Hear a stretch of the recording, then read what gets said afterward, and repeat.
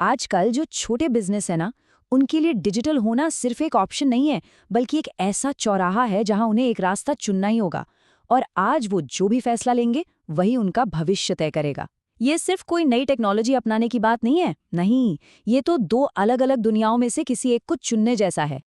तो सवाल यही उठता है, हिसाब किताब का वो पुराना पारंपरिक तरीका या फिर ये नया डिजिटल रास्ता, आखिर कौन सा रास्ता उन्हें कामयाबी की मंजिल तक ले जाएगा? चलिए मिलकर इस बात की तह तक जाते हैं। और इसको ठीक से समझने के लिए चलिए एक स्टडी में शामिल दो बिल्कुल अलग अलग छोटे बिजनेस की असली कहानियों को देखते हैं। तो मिलिए हमारे दो किरदारों से। एक तरफ है MS श्री ट्रेडर्स, एक ट्रेडिंग बिजनेस जिन्होंने डिजिटल अकाउंटिंग को गले लगाया, और दूसरी तरफ है MS ब्राइट कंसल्टेंसी, एक सर्विस फर्म जो अपने पुराने पारंपरिक तरीकों पर ही टिकी रही।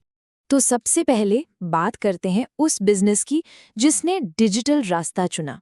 मतलब ऐसा क्या हुआ कि उन्हें ये कदम उठाना पड़ा?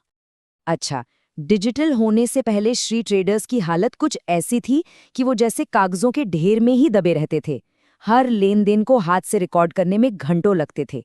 GST और खरीद की कैलकुलेशन में आए दिन गलतियां होती थीं, और बकाया पेमेंट का हिसाब रखना, अरे वो तो एक बुरे सपने जैसा था।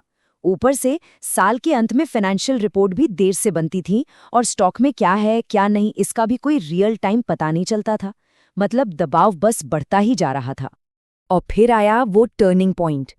बिजनेस के मालिक को एहसास हुआ कि ये जो हाथ से सारा काम हो रहा है, इसकी वजह से बिजनेस ठीक से चल नहीं पा रहा, खासकर जब से GST आया है। बस यही वो पल था जब सब कुछ बदलने वाला था। और ऐसा नहीं है कि ये सिर्फ श्री ट्रेडर्स के साथ हुआ। जरा इन आंकड़ों पर नजर डालिए। 35% से ज्यादा बिजनेस कहते हैं कि इससे उनका समय बचता है। करीब 28% को पैसे पर बेहतर कंट्रोल मिलता है, और 19% के लिए तो GST का पालन करना बच्चों का खेल हो जाता है। ये है असली जमीनी फायदे।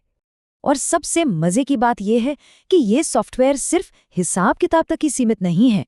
अरे नहीं, लोग इसका इस्तेमाल इनवॉइस बनाने, फाइनेंशियल रिपोर्ट तैयार करने और यहाँ तक कि अपनी पूरी इन्वेंट्री मैनेज करने के लिए भी करते हैं।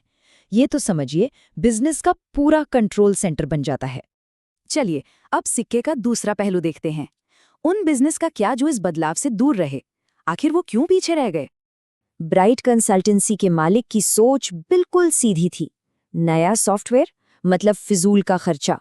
उनका मानना था कि जब पुराना तरीका ठीक ठाक काम कर रहा है तो उसे बदलने की क्या जरूरत है। उनके लिए हाथ से काम करना ही काफी भरोसेमंद था। और ऐसी सोच रखने वाले वो अकेले नहीं हैं। सर्वे बताता है कि कई बिजनेस को यही चीजें रोक रही हैं। सबसे बड़ी वजह है सॉफ्टवेयर का महंगा होना। फिर कई लोगों को टेक्नोलॉजी की ज्यादा समझ नहीं होती। कुछ लोग तो ऐसे भी हैं जिन्हें हाथ से काम करना ही पसंद है। और हाँ, बदलाव से डर और अपने डेटा की सुरक्षा की चिंता, ये भी बहुत बड़े कारण हैं। तो फिर ये लोग अपना हिसाब किताब कैसे रखते हैं? देखिए, ये आज भी पुराने तरीके ही अपना रहे हैं। करीब 36% लोग अब भी हाथ से बही खाते में लिखते हैं। 33% एक्सेल पर काम चला लेते हैं, और 25% लोग अपना काम किसी अकाउंटेंट को दे देते हैं। साफ है कि पुराने तरीकों की पकड़ आज भी काफी मजबूत है। तो चलिए अब इन अलग अलग कहानियों से हटकर पूरी तस्वीर को देखते हैं।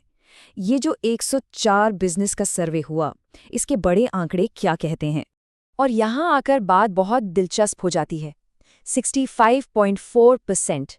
जी हाँ, सर्वे में शामिल छोटे बिजनेस में से 65.4% पहले ही डिजिटल अकाउंटिंग सॉफ्टवेयर अपना चुके हैं। इसका मतलब साफ है, ज्यादातर लोग ये कदम उठा चुके हैं। अच्छा, तो जो लोग डिजिटल हो गए हैं, क्या वो अपने फैसले से खुश हैं? अरे बिल्कुल। देखिए, लगभग 52% लोग संतुष्ट हैं, और करीब 30% तो बहुत संतुष्ट हैं। मतलब जिन्होंने ये बदलाव किया वो इससे खुश हैं। तो सवाल ये उठता है कि उन बिजनेस का क्या जो अभी भी पुराने तरीकों पर अटके हुए हैं? क्या वो हमेशा ऐसे ही काम करते रहेंगे? जरा देखते हैं कि भविष्य के लिए इनकी क्या योजना है। लगभग 47% कहते हैं कि हाँ, वो भविष्य में डिजिटल होंगे, और करीब 31% कहते हैं शायद। इसका मतलब ये है कि एक बहुत बड़ा हिस्सा बदलाव के लिए मन बना रहा है, बस उन्हें शायद एक छोटे से धक्के की जरूरत है। तो फिर ये जो डिजिटल गैप है, इसे भरा कैसे जाए, और बिजनेस को ये कदम उठाने के लिए कैसे प्रोत्साहित किया जा सकता है? ये स्टडी आगे का रास्ता बिल्कुल साफ बताती है। पहला कदम, सॉफ्टवेयर की कीमतें कम की जाएं।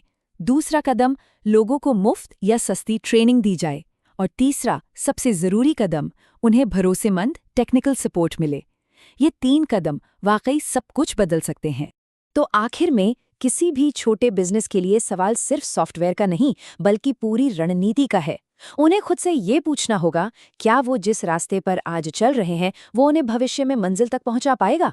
ये एक ऐसा सवाल है जिस पर सोचना बहुत जरूरी है।